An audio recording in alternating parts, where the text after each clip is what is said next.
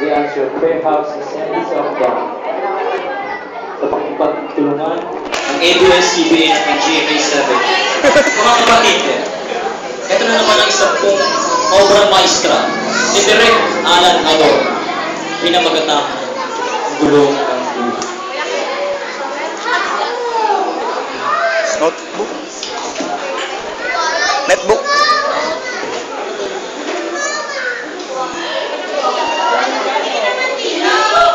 Doon yata meron.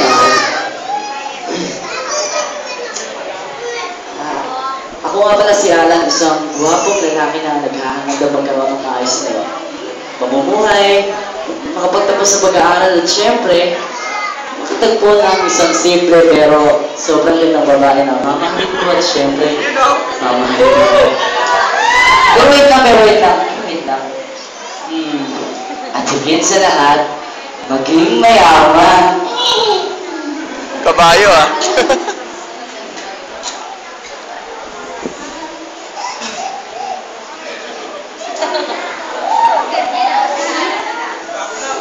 Ang gwapo ko talaga. Sinamali.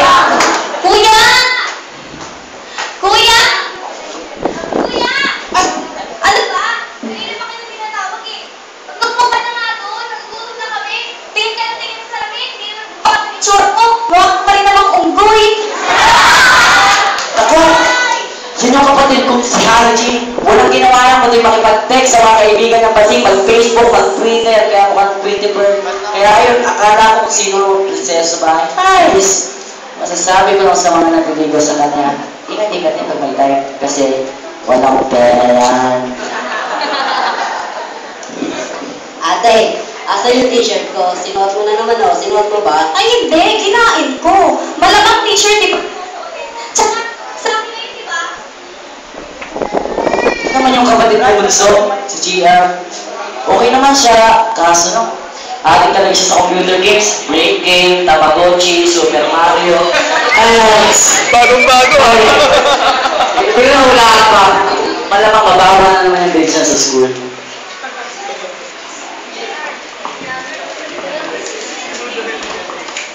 Alan! Nay, bakit? Anak, kayo naman ako ng konti pero dyan mo. Ha? Pera na naman? Kakabili ko naman pera sa inyo kahapon na yan. Pinagsugan niyo na naman. Ito naman, nangingilam ng konti. Pagkatapos kitang palakihin, pagkatapos kitang pakainin, ganyan rin kagatin mo sa akin.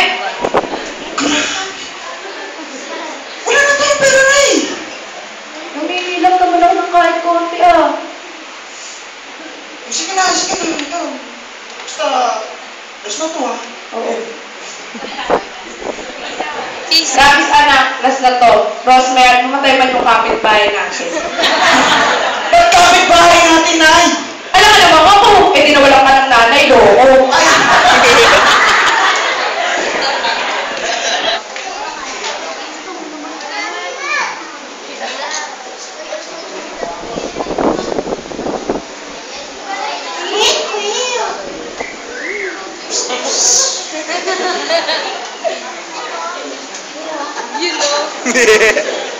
Tinitingin-tingin mo dyan. Huwag mo nga akong tignan, tapos sira araw ko sa'yo.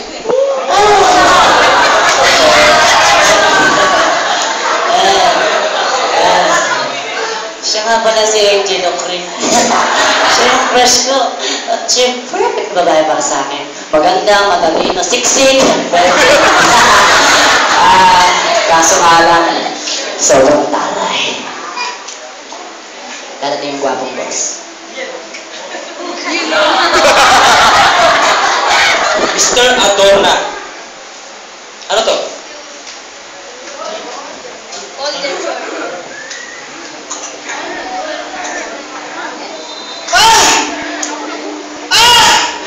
Sir, papel! Buong papel to. Ha? Huwag mo ko niloloko ha? Asa yung report mo? Yung report mo, bini ka ba? Sir, ayan, report. Etong tinatawag mong report, ha? Di wala ka ng kalaman-laman. Tingnan mo nga, blanco! Basta tawagin kong report.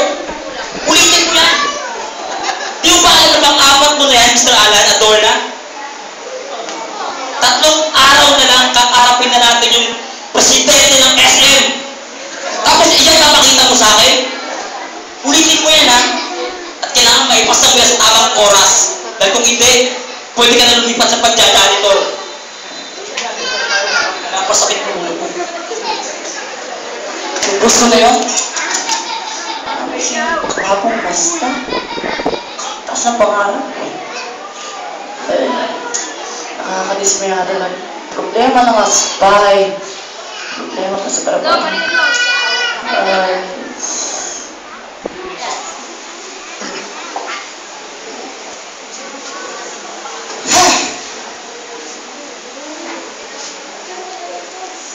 Daming problema. Problema na nga sa pamilya. Problema pa sa trabaho. Dagdagan pa ng boss na kala mo gwapo. Kala mo gwapo, puro mancha naman yung mukha.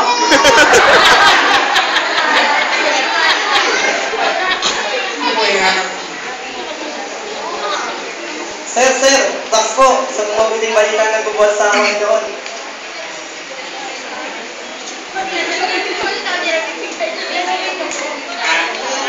Sabi mo, Trax, sa tingin mo makakatulong sa akin yan, sa tingin mo makapagbago ng buhay sa akin yan, kailangan ko maayos sa trabaho. Ha? Ikaw lagi kang pumupunta sa akin, ha? Sawa na ako sa mukha mo, isa pang dating mo dito, babangasin ko mukha mo eh. Paging kamukha ng kabayo. Ikaw talaga. Sir, hindi. Doon ka na, mais ka na, pag ako di nakapagpigil sa'yo, no?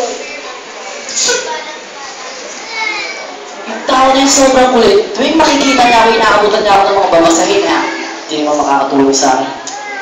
Sayang oras na kung makikipag-usap ako sa kanya. Tsaka yung mga ganun tao, alam ko na yun eh. Maghihingi lang ng pera sa akin yan eh.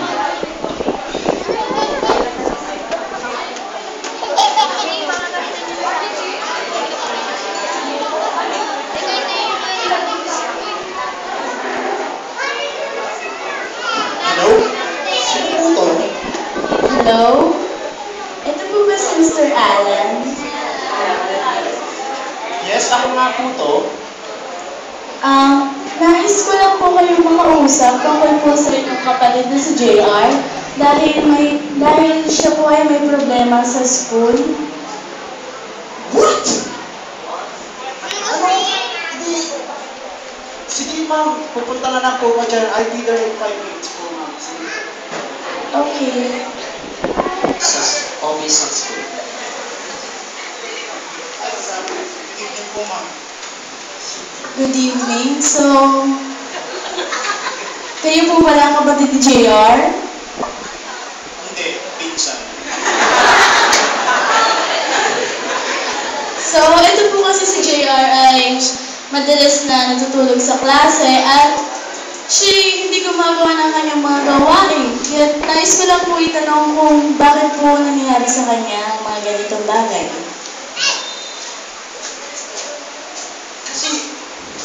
Kasi tong kapatid ko ma'am, napaka-addict sa laro ma'am eh. Computer games man. Walang ibang buong puro laro ma'am eh. At gawa nang nangyayari sa kanya yun, di na nakapagpunta sa pag-aaral ma'am eh. Di ko na rin masapin yung pag-uugali niya sa gawa ng ka-addict-addikan niya sa paglalaro ma'am. Ma'am, ano po bang pwede mangyari pag ipatuloy pa po ko? Maaaring bumagsak siya sa kanyang termino sa ngayon at pwede rin naman natin siyang magsabihan. Sige po ma'am, gagawin ko po yung the best ko ma'am para ma-disiplinahan ko po yung kapatid ko ma'am. Sige lang po pwede kong magawa sa ngayon para siya sa pag-aaral na ma'am.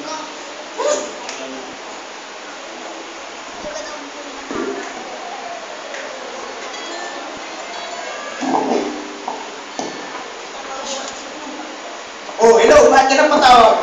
Kuya, si nanay nahuli ng mga pulis. Ha? Nakulong si nanay? Ay, hindi. Out kasama ng mga pulis. Ay, saan sa prosinto? Tugatog po. Nasaan ka ba? Dito, sa eskwela. Pumunta ka na kuya din mo. Oh, sige na. Manggera.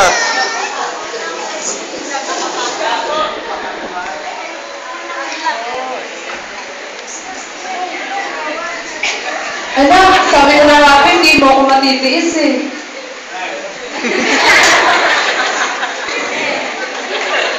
Sir, ano po ba problema, sir?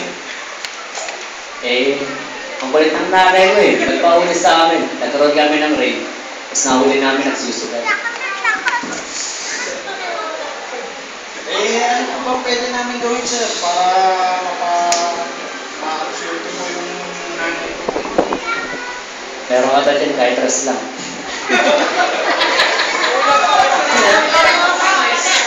Gupit naman itong polis na to.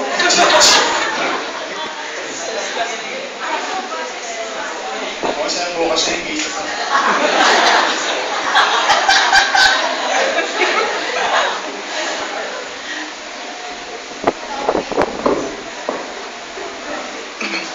Nay naman! Ilang beses ko na sinasabi sa inyo, huwag na kayo magsusugal, Nay. Dagdag naman kayo sa problema ko eh. Bakit? Kasalanan ko ba? Kasalanan ko bang mahuli ako ng mga pulis na yon? Naglalaro lang naman ako ah! Eh, yun naman naglaro na nga kayo. Hindi kayo yung ginagawa ninyo.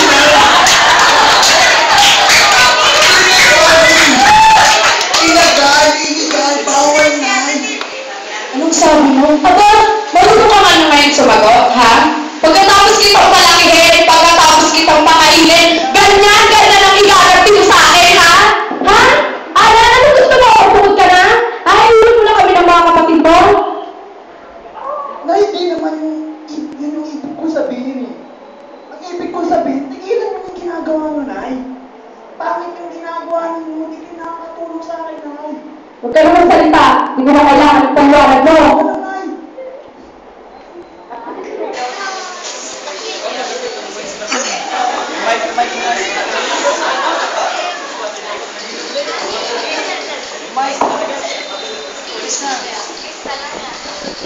Hoy! Saan ka galing? Sino tong kasama mo? Pulis to ah! Pinapunta ko sa akin eh! Kuya, kailangan nakalaya si nanay eh. Ay! Pumatol ka! Ang payat-payat niya mo! Wow! Tama mo! Ikaw! Nagkuha ko pa maglangwatsa-langwatsa. Ang dami ng problema sa pamilya natin, nanay natin nakulong. Kapatid natin may... Pwede ba? Tumigil ka na!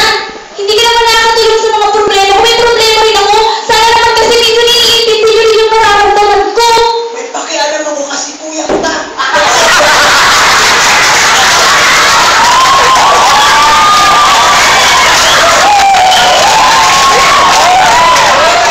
Ibutan ko yung layo. Ayoko na! Ikaw!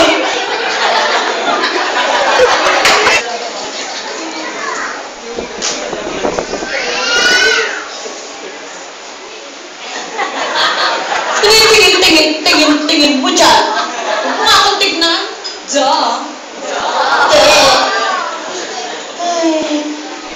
Yung crush ko talaga na to, makita ko lang siya. Hindi ko alam bakit sobrang sa'yo ng araw ko. Lahat ng problema ko, nakakalimutan ko.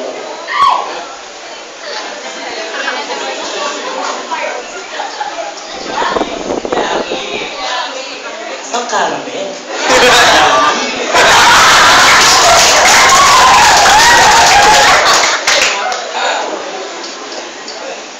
Sir.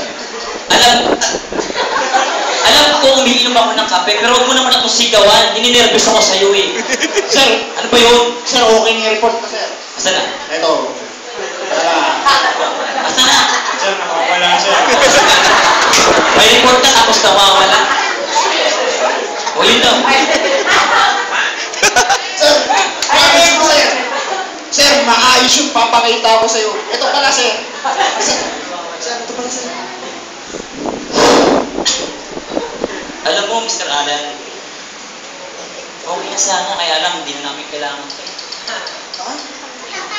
At gusto ko rin malaman mo na from this day onwards, pwede mo nang tanggalin lahat ng mga gamit mo sa opisina ko. Yung mga picture ng mahal mo na itinatago mo sa upuan, tanggalin mo na rin. Ha? Because I tell you, from this day onwards, you are rusticated from my company.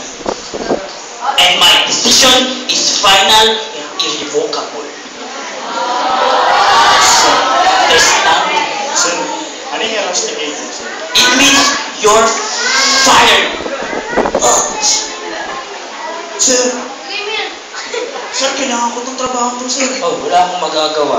Sir, pag wala ang trabaho, sir. Eh di magbasura ka, pwede naman. Ano, no more excuses.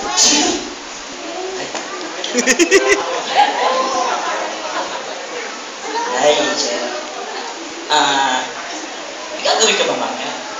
Sir, wala po, sir. Wala? Gusto mo may gawin? Sure. Pwede bang makipag-dinner kasama ka? Sure, why not? Mga taksil kayo. Hindi kayo mga tao. Mga dinosaur kayo. Tama, Jay.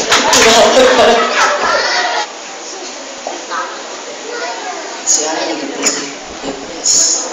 Depress. Hindi niya alam kung saan patutungo. Ang buhay niya walang direksyon.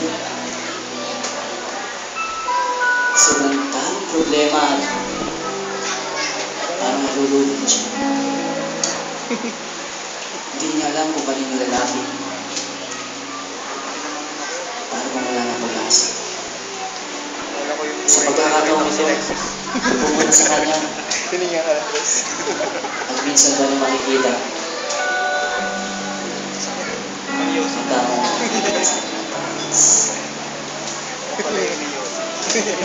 Diyos ko, may plano ka ba sa akin?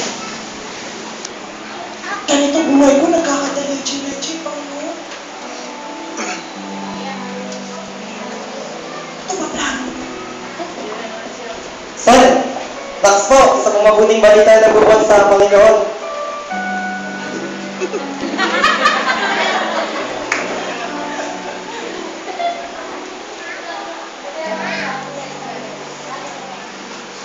Sir, matagal rin na po kayong pinag-revay na makausap po kayo ng personal at ibahagi po sa inyo yung mabuting balita na nagbubuhat sa Panginoon. Mahal po kayo ng Panginoon, may talo po siya sa inyo. Kung may plano ang Panginoon sa buhay ko, pag nagkakaganito buhay ko, ang dami-dami problema ko nararanasan.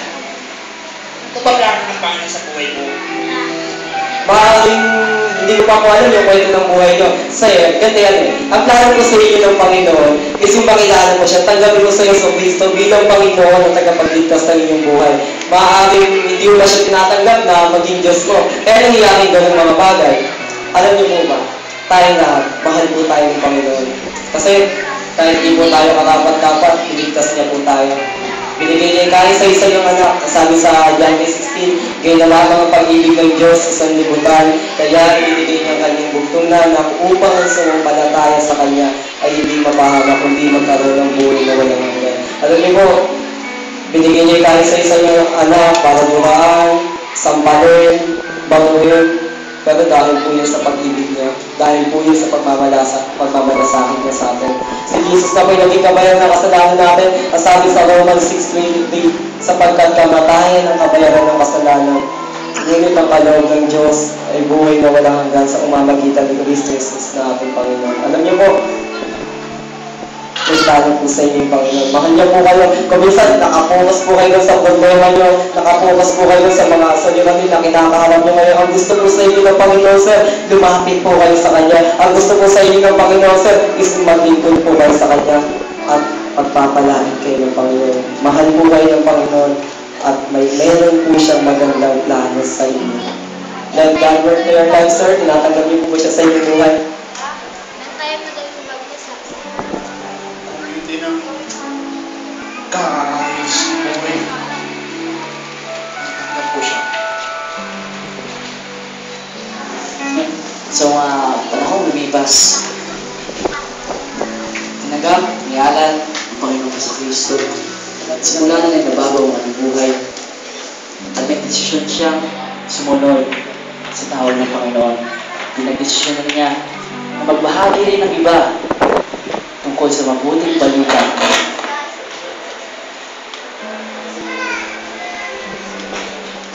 Alam niyo po mga kaibigan, ito pong dramang ito, it represents ng buhay ng isang tao.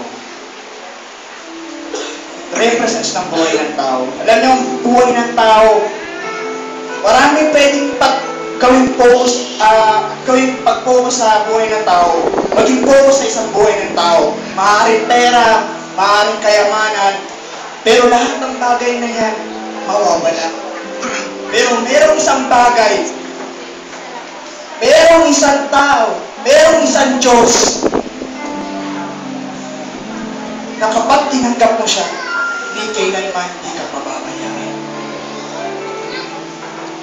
Mangyayari lang yun kung tatanggapin mo lang ang Panginoong Jesucristo na bilang Panginoon at tagapagligtas ng iyong buhay. Alam niyo po mga kapatid, hindi ko po alam ang kwento ng buhay ninyo. Dahil isa lang din kaming tao.